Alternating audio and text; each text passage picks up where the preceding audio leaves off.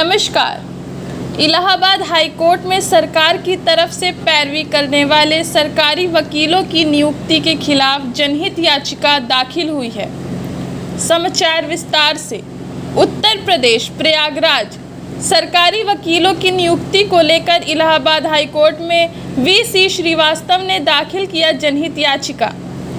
Allahabad high court में दाखिल जनहित याचिका में सरकारी वकीलों की नियुक्ति को नियमों के विरुद्ध बताया गया है।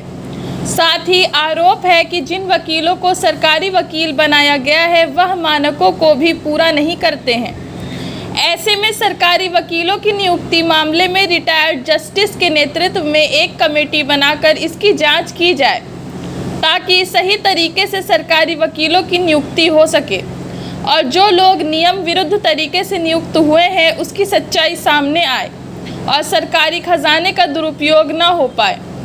हाईकोर्ट को योग्य वकील मिले और हाईकोर्ट में कदमों का जो बोझ बढ़ता है उसमें कमी आए। हाईकोर्ट ने पूरे मामले में सरकारी वकील का पक्ष जाना, जिसमें राज्य सरकार की तरफ से पेश additional advocate general Manish Goyal ने कहा कि नियमों का पालन करते हुए योग्य वकीलों की ही नियुक्ति हुई है। जो आरोप लगाए जा रहे हैं वह बेबुनियाद और आधारहीन है। कोर्ट ने दोनों पक्षों को सुनने के बाद अपना फैसला सुरक्षित रख लिया है। अगले 1-2 दिनों के भीतर इलाहाबाद हाई कोर्ट सरकारी वकीलों की नियुक्ति को चुनौती देने वाली याचिका पर अपना फैसला सुना सकता है। ये क्या डिमांड की गई थी, जो याचिका आपकी तरफ से दाखिल की गई थी, और कोर्ट ने सुनवाई करते हुए क्या इस मामले में सुनवाई की है, क्या कहा गया?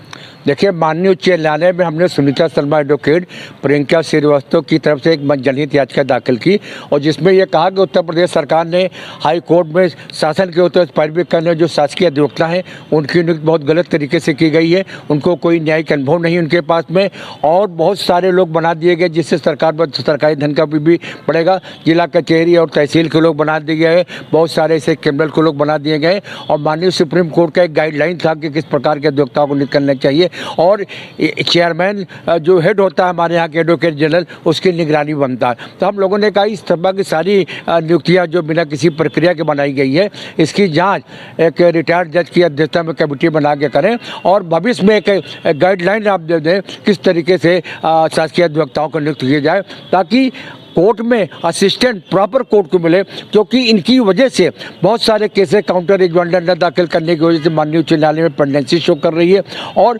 5 केसेज का भी अगर अनुभव नहीं है, आपके पास सन 22, 21 और 23 का रजिस्ट्रेशन है, आप कैसे सरकारी वकील बन सकते हैं? यहाँ तक कि सरकारी वकील अगर आप बन रहे तो कोई प्रक्रिया होनी चाहिए। प्रक्रिया सुप्रीम कोर्ट ने हाल ही ने निर्धारित कर दिया, अनदेखी करके नियुक्ति की गई। जी, नियमों को अनदेखी करके दी गई, बहुत सारी संख्या दी गई और मैंने माननीय उच्च न्यायालय में भी कहा कि देखिए सारी नियुक्ति जो की गई सिर्फ 2024 के इलेक्शन को मद्देनजर करते रखी गई। जो जितना प्रचार कर सकेगा उसको high court is not a place of politics.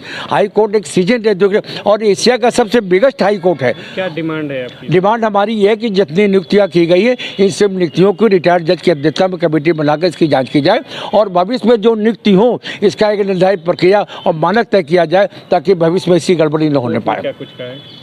Court ने हम लोगों की बहस सुनने के बाद पूरा जजमेंट रिजर्व कर लिया और मुझसे कोर्ट ने ये कहा कि आप पूरा जितनी बहस किया आपने एक शॉर्ट में बना करके और Brajeshwar Singh Chahal versus state UP का जो गाइडलाइन सुप्रीम कोर्ट का वो बना के दे दीजिए। आज मैंने उसको बना के दे दिया। मैं समझता है 1-2 दिन में। कितने वकीलों की नियुक्ति को लेकर क्या आपत्ति है आपकी, ये और कब की नियुक्ति है? देखिए, ऐसा अगर मैं गिनाने लगूँ तो 14 तो एडिशनल एडवोकेट जनरल है, एडिशनल CSC 250-300 के आसपास है, ब्रीफ होल्डर 300-400 के आसपास है, एडिशनल CSC और आप समझ लीजिए इतनी मोटी लिस्ट है, इतनी मोटी लिस्ट है। इतनी अगर मान लीजिए इन सबको बना देंगे तो 40 अधिकारी शासकीय पर डे का पर कोर्ट का कोटा है।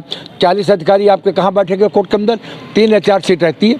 सवाल है कि आप बनाइए लेकिन न्यायिक अनुभव कोर्ट का प्रॉपर असिस्टेंट होना चाहिए। अगर न्यायिक आपने जिसको बना दिया कोर्ट को प्रॉपर असिस्टेंट अगर नहीं कर पाएंगे तो कोर्ट कैसे जजमेंट देगी? कोर्ट का जजमेंट सफ़र करेगा।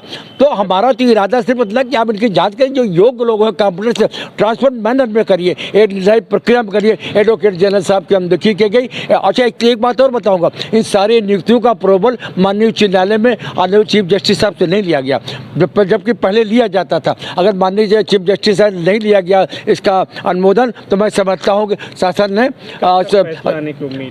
पैसा फैसला 1-2 दिन के अंदर। एक बात और बताना चाहूँ, शासन में बैठे लोग जिन्होंने नियुक्त को संसद को फाइनल दिया, उनको क्या मालूम है कौन सी अधिवक्ता को एक्सपीरियंस है, कौन से नहीं है, क्या आपने उनको लिस्ट फाइनल कर दिया? आपको किसी अधिवक्ता के बारे में मालूम नहीं। जहाँ तक फैसले की बात है, मैं समझता हूँ 2-3 दिन में फैसला आ जानी चाहिए। जो भी माननीय न्यायालय का फैसला आएगा उसको हम लोग स्वीकार करेंगे। ब्यूरो चीफ अगर जैसा होगा फिर आगे की प्रक्रिया बनाई जाएगी। मैं विजय चंद्र श्रीवास्तव, एडवोकेट हाईकोर्ट इलाहाबाद।